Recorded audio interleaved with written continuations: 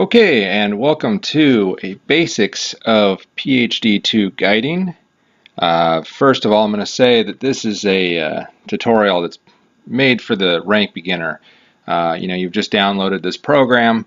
It's push here dummy. It's supposed to be super simple, easy as can be, and you're looking at it and you're going, what the heck are all these numbers? Or you're somebody who's got the program, you've been trying to use it, but your guiding looks terrible and you're trying to figure out why. You don't know what the settings should be. You're not sure exactly how to control things. If this tutorial seems basic for you, it is. Okay, it's made for somebody that really has no idea what's going on. Bit about me. I'm fairly new to this as well. I just started guiding, probably 2-3 months ago. This is, what I discovered is as I'm trying to figure out how to use this program, there's not really any good place to go for all the information. So what I did is I'm looking at the manual, I'm watching YouTube vids, I'm reading the forum threads, and that's where this is basically just a combination of all of those things that I've learned from those sources. So is it 100% accurate? You might find that things work better for you one way versus another. If it does, leave a message in the comments. I'm eager to hear other people's input. Okay, so first of all, when you open the program, yours probably doesn't look like this. You can change the screen configuration. This is a setup that I like. It works for me, but all of these you can move around and set in different places, and that's what I've done. So if yours doesn't look like this, don't worry about it. All right, so here's your program. I'm using PhD Guiding 2.50 is the build that I've got. This is the name of the actual profile I'm using. I'm using an Orion Atlas. My guide scope is a Williams Optics Zenith Star 66. And just for information purposes, my guide camera is a QHY 5L2. Okay, so here we are, opening up this screen. The first thing we're going to look at is this brain icon. It says Advanced Parameters. Don't let that scare you. It's actually pretty basic stuff. So go ahead and click on that. All right. When it opens up, you should have the Global tab highlighted. If you don't, just go ahead and click up here on Global and get that going. All right, so from here, I'm just going through the basic stuff. So we're not going to cover dithering. We're not going to be, this is to kind of reset your stuff. You'll see me skipping around. If I don't mention something, just set it the same way that I have it here so that it doesn't create a problem and you're trying to figure out why your stuff is different. So the first thing we're really going to look at is noise reduction. Okay, noise reduction. It's essentially kind of like binning. So it's good if you have a noisy camera, but it's going to give you a smaller field of view. So 2x2 mean is where most people will run at. If you've got not very sensitive camera or a lot of light pollution or something, or you're using an SCT and doing off-axis guiding, that you might run into issues with noise reduction just because you won't have a very big field of view. So you can turn that off or to none. If that's sort of the situation you're in. Otherwise, 2x2 mean works pretty good. My camera is actually not noisy at all, so I haven't really run into a problem. So I've been using none, and I'm just going to leave it there. Okay, focal length. This is the focal length of your guide scope. Okay, so my Williams Optics 66 has a focal length of 388. This is important. You do need to actually look this up, take the time, Google it, figure out what your exact focal length is, and put that in there. Log file location. The only thing I'm going to mention about this is that it does put PhD, the default is it makes a folder in your documents folder, which is kind of an odd spot, but whatever. So either change that to a place that makes more sense to you, or just realize that that's where it's at. So your logs are going to be useful for if you're doing some periodic error correction, or if you're having a problem and you need to post your log to the forums. That's where it's going to be. So documents and then a folder PhD2. Auto restore calibration. This is useful, I guess, if you've got a permanent mount. I do not. I'm setting up every night, so I don't have that highlighted. Auto exposure. Okay, my camera actually, for whatever reason, the drivers are funky on mine, so it doesn't actually really seem to work on mine. I have to set mine manually. But if your camera does support this, it essentially is going to, whatever your star is, it's going to adjust the exposure to try to get this target SNR, signal to noise ratio. So since mine doesn't work, I have this just kind of wherever it's sitting. Target SNR, if it does work, I would say that you want to aim for at least 15. You tend to run into some issues if you get much lower than that. So yeah, so there's your settings on that one. Okay, come up here to your tabs again, go to guiding. Okay, guiding, always scale images I don't use. Fast recenter after calibration or dither, you do want to check that. That's essentially going to tell the mount to slew quickly back after it does a dither or after you've done calibration. It's just going to save you time. So go ahead and check that. Search region, pixels, that's going to be how far around does it look for the guide star. 15 I think is the default, and that's fine. I've never changed that. Okay, star mass change detection. What that is it's looking at the size of the star that it's guiding on, and if it changes size, it'll set off an alarm to let you know. It's actually kind of an annoying alarm, and if you've got like a really misty evening and it keeps beeping at you because it's looking through different layers of moisture, it'll drive you nuts. So I think the default is 50, and this is a percentage here, like how much it can change. So 50 works fine if it's a nice clear night, but if it keeps chirping at you, you might increase this to 80, or you can actually increase this to 100%, or even uncheck this if to make that alarm stop beeping at you completely. Okay, next tab we're going to is camera. Okay, this is actually important. You need to look up on your guide camera what your pixel size is. So on my QHY, my pixels are 3.75. So whatever your camera is, don't just put 3.75. You need to, again, Google it, look up your camera, figure out what your pixel size is.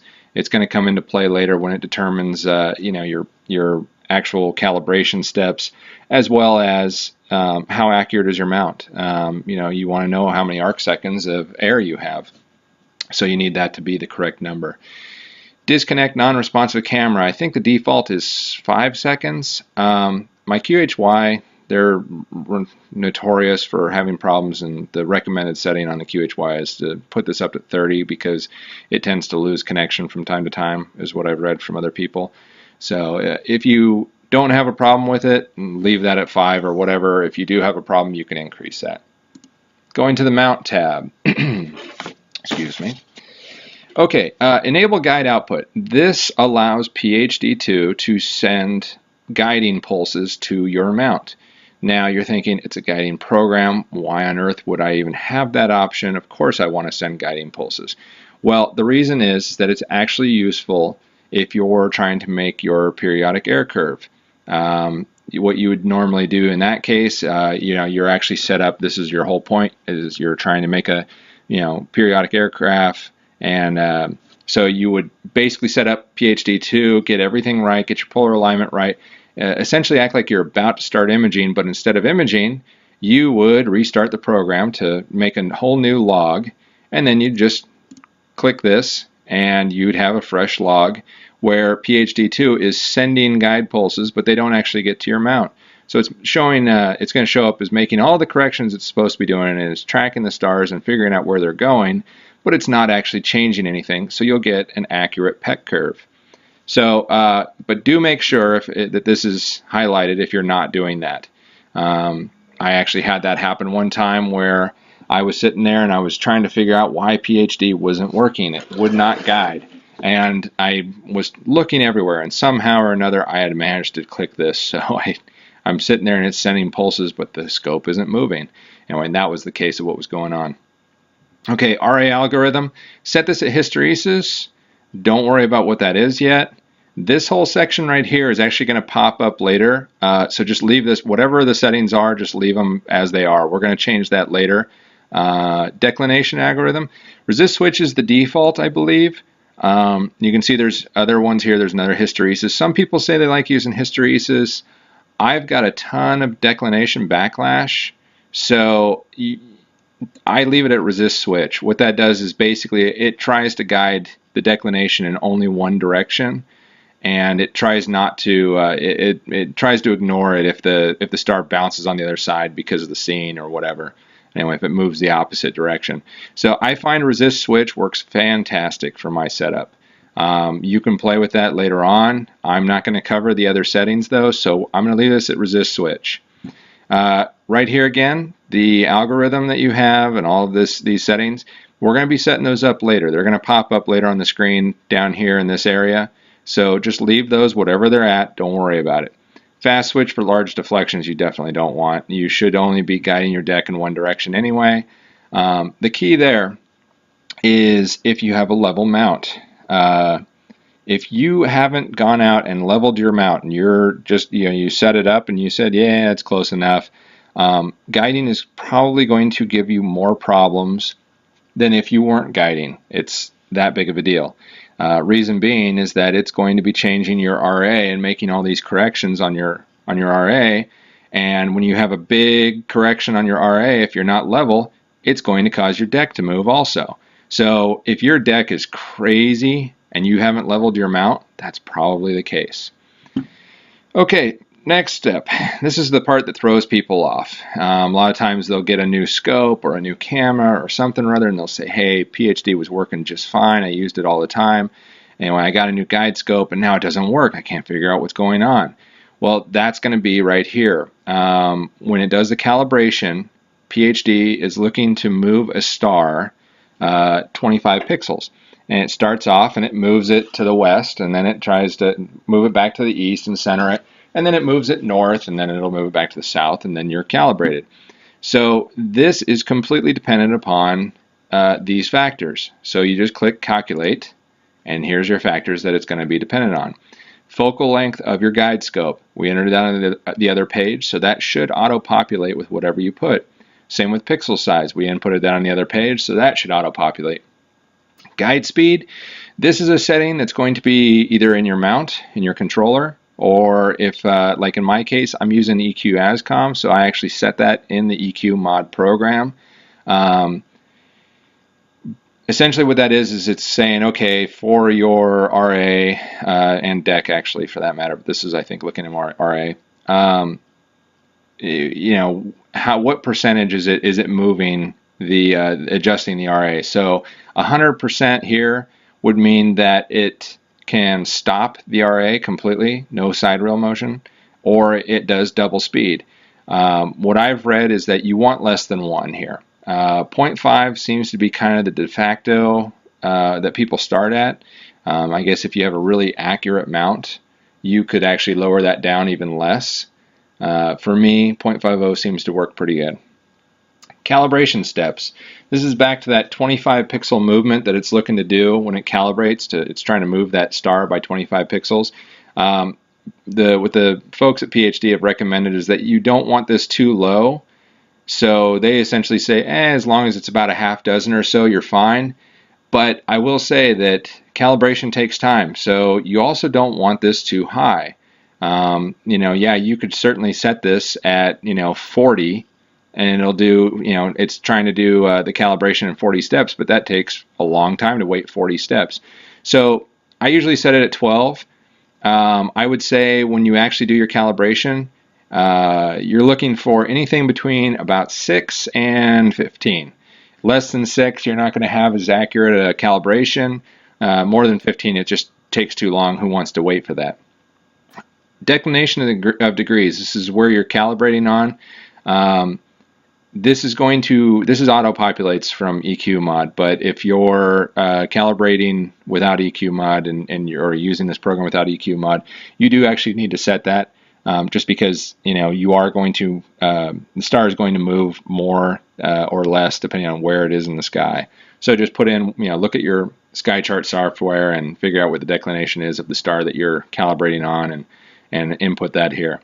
So once you've put something in here and anything you change, you should see this calibration step MS will change. So if I put 50 here, when I click down here, boom, this moved up to 900.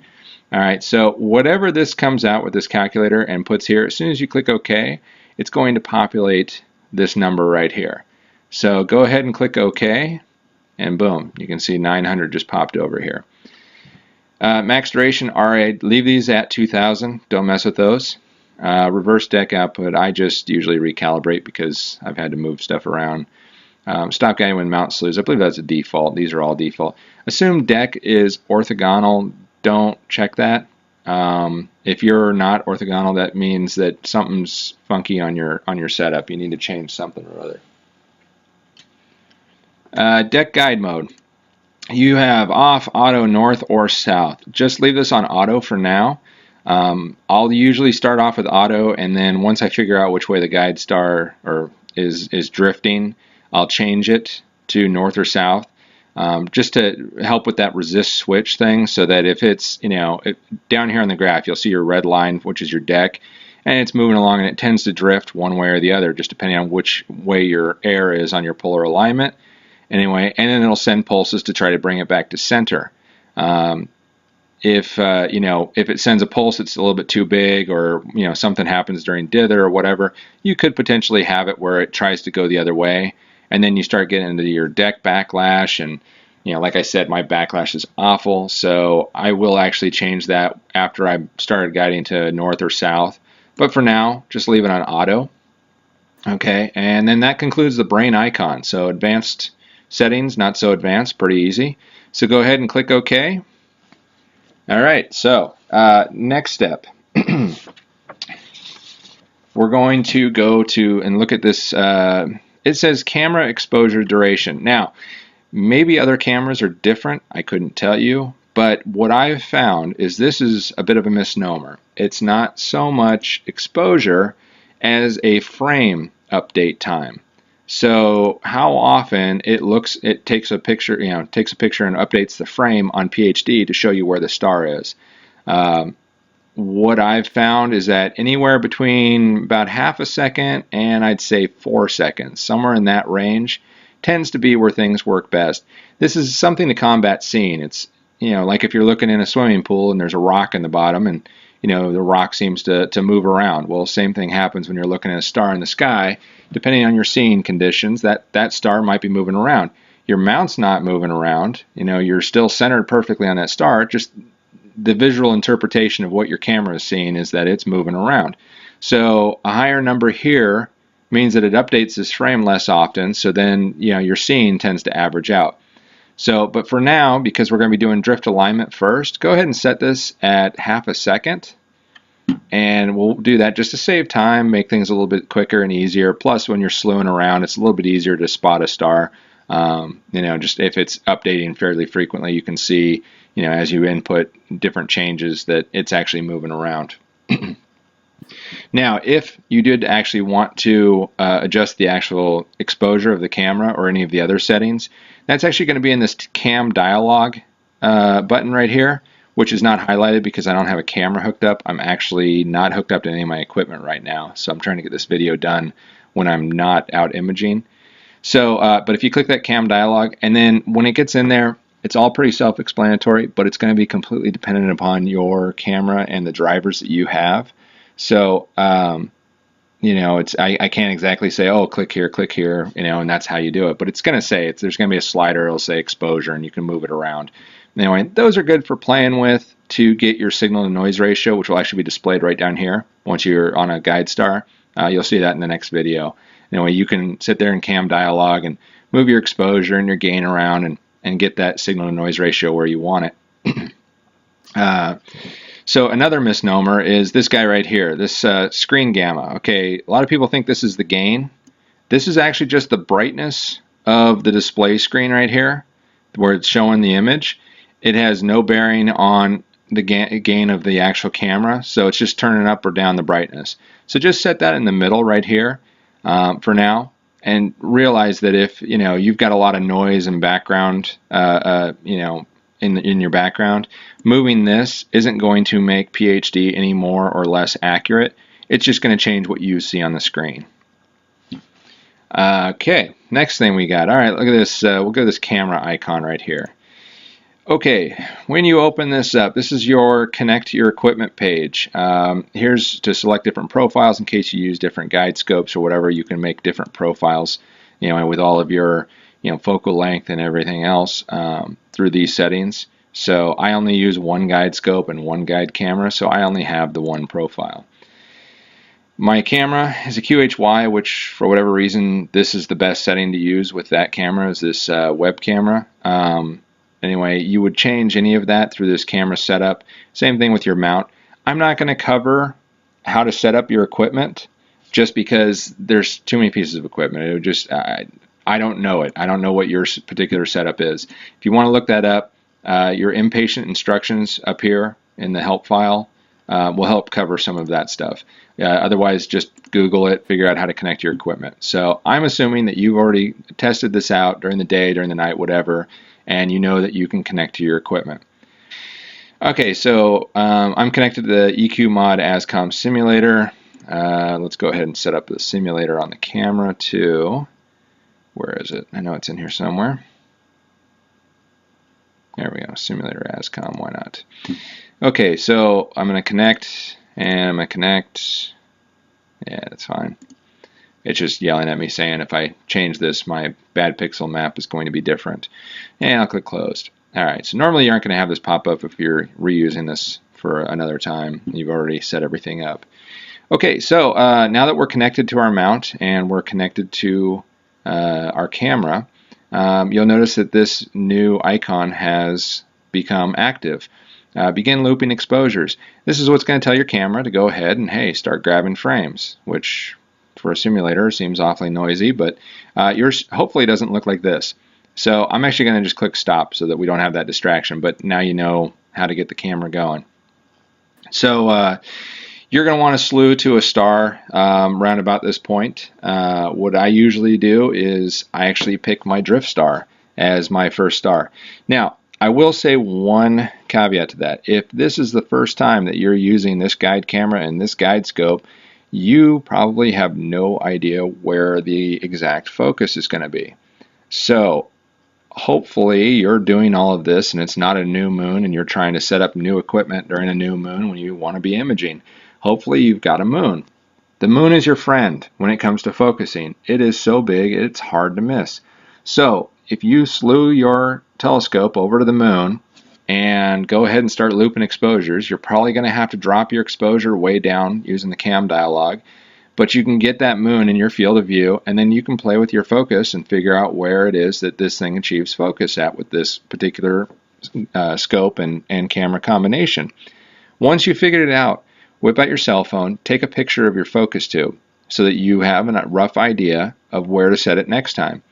PhD is not really critical about your focus, so you don't need to pull out a mask and do all of that nonsense. Just eyeball it, when you're on a star, adjust your focus, and the star will get bigger, star gets smaller, star gets bigger, go back to where it's smaller.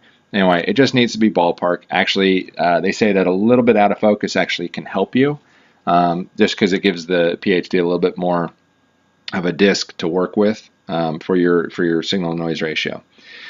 So, okay, don't worry, get your focus close enough and call it good. All right, so now the meat and potatoes of everything. So this is, let's say we're looping, and let's slew to our drift star. So something up near the equator and the meridian. Doesn't have to be right on those crosshairs, but just in that general area. So that's where we're going to slew. You'll see in video 2, we're going to start off, and I'll already be on that star, hopefully. Okay, so since we're doing settings, we're going to cover a couple more things before we do that. So up here, for this graph that we're drawing along, I would say, I think it starts off, I forget what it is, 100 or X for your X graph. I usually leave this about 200 just because it gives me a nice representation of the graph without being too cluttered. So just go ahead and set that at 200 for now. And this is all just the display purposes, so don't be afraid to mess with this. It's not going to change your guiding at all. It's just to give you a better view of the graph. For your Y, this is going to entirely depend upon your mount, how good it is and how much air you've got when you're guiding. I've got it set right here at plus or minus 4. If you see that your spikes are going out of that, you can increase this all the way up to 16. Hopefully it's not that bad. But if you need to, start this at 16 for now, and then when you do your guiding, you start and you get the little graph starting out. If it's real tiny and it's all down here, go ahead and drop that down, to whatever. I'll just leave this at 8 for now. Okay, next thing is settings. All right, these are what your settings should be at. If they're different, change them. I believe that the default is RA deck and pixels. You don't want pixels selected because pixels doesn't really tell you anything.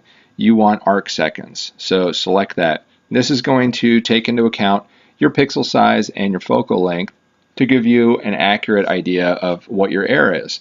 If it's telling you your error is 10 pixels, that doesn't tell you a whole lot, whereas if it's 8 arc seconds, that tells you more. So go ahead and have this set at arc seconds. Okay, the next thing we're going to cover is these guys right here, trend lines and corrections. Trend lines is going to be automatically highlighted when you do your drift alignment. I leave it off the rest of the time. They're actually kind of annoying, but they're very helpful for drift alignment. Corrections, the default is off. Why? I have no idea. You need to, if you take nothing else away from this video, you need to have that clicked. Okay, that's going to show you when you've got your graph here, you'll have your spikes of where your star is doing. Anyway, in red and blue, red being deck, blue being RA, in case you forget which one is which. And you're going to have blue or red spikes, bar graphs. And what those are, if you've got corrections highlighted, you'll have those bars. And that's the actual pulses that PhD is sending to your mount. So you can see when the spike goes down, your line goes down on, let's say, your RA, and the blue line goes down, you should have, corresponding in the opposite direction, a bunch of blue bars of it sending pulses trying to bring it back up to center. So always have corrections checked. I'm not even sure why it's an option to turn it off. Okay, so now we're down to these main adjustments right here. These are the ones that you're going to be tweaking throughout the night as you notice what your graph is doing. So where do we start them at? All right, I think the default's on aggression. You've got your RA aggression here. You've got your deck aggression here. I think the default is 100.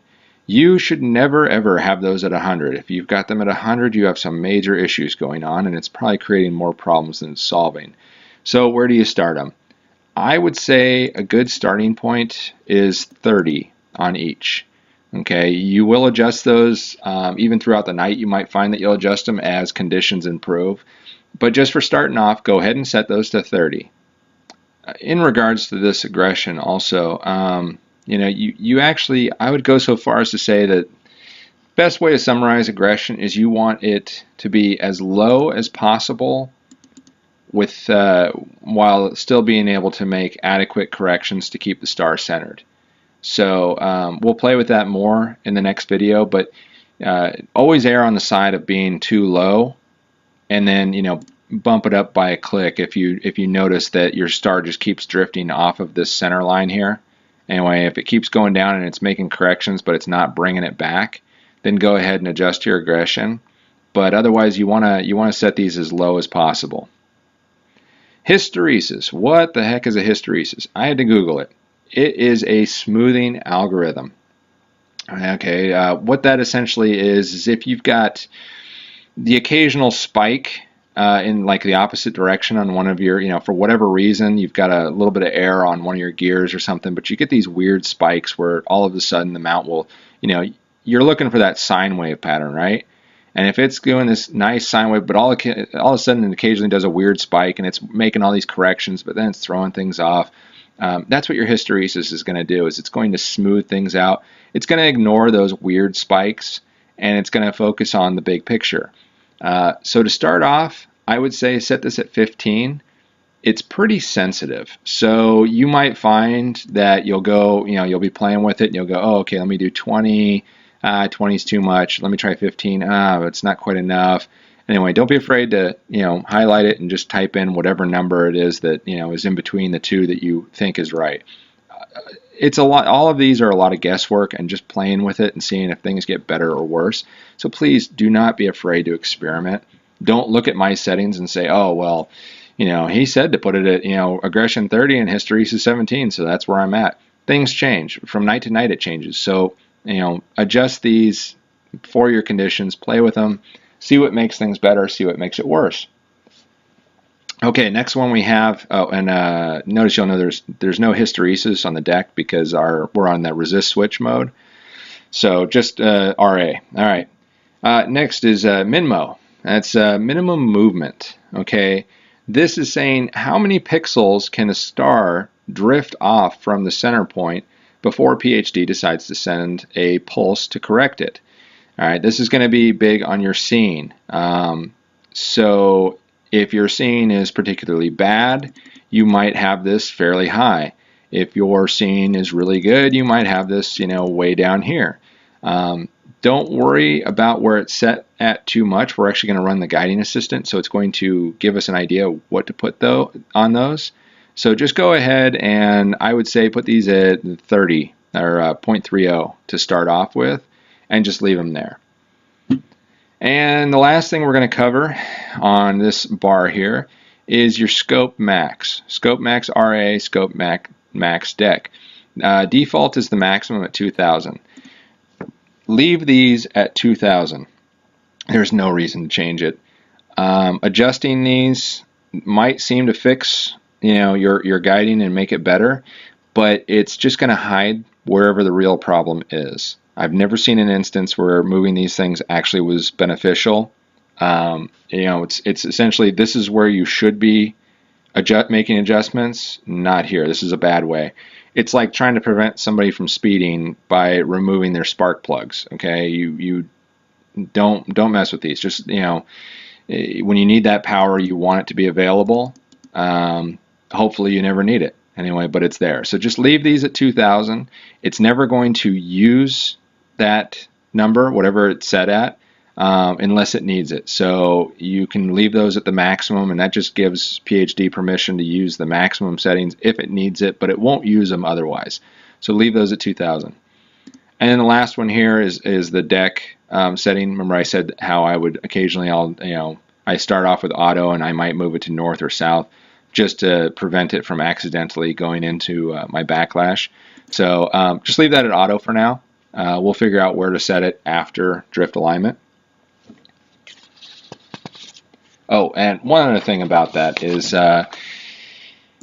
north and south is kind of relative to whatever PhD says north and south is. Don't think of it as actual direction. You don't have to calculate, which way is my star drifting? Is it north or south? If you notice it tends to be drifting, down and the corrections are all going this way, you go, oh, well, is that north? I don't know. Try it. Set north. If all of a sudden you notice that it's drifting down, but it's not making corrections, you go, oh, whoops, okay, I guess that PhD says that that's south. Anyway, and then all of a sudden you'll see a bunch of corrections up here and saying, okay, there you go. So it's just a guess which one and figure out, which one is giving you the corrections in the direction you want. All right, that pretty much covers what we're going to be looking at, I think, on this video. Next video, we're going to cover drift alignment and the guiding assistant and all of that stuff.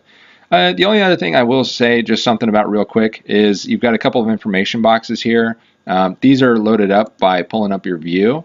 You've also got, this is you got display stats, target, and this just kind of gives you an idea of how accurate your guiding is. Ideally, you want all your star, every time it updates, your stars should be right in here. It'll give you your RMS and your peak and, all of these, different readings that are, for informational purposes, but they will help you kind of figure out what's going on. You've also got some different overlays. I like to use the bullseye, which, boy, with that noisy background, you can barely see these, but, you've got grids and such that, just to help you kind of figure out what your star is doing. I usually use bullseye when I'm setting things up, and then if I'm actually guiding, I'll usually turn that off. But anyway, it's just just one more tool that PhD has. Okay, so I think that's it for the video, and stay tuned for part 2.